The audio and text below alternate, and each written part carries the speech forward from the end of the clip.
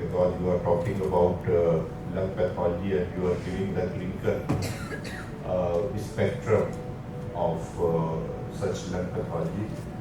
This is the high time after the heart transplant, if Bhopal must go for lung transplant. So I am sure today you will start working on that field, and soon we will be able to perform lung transplant.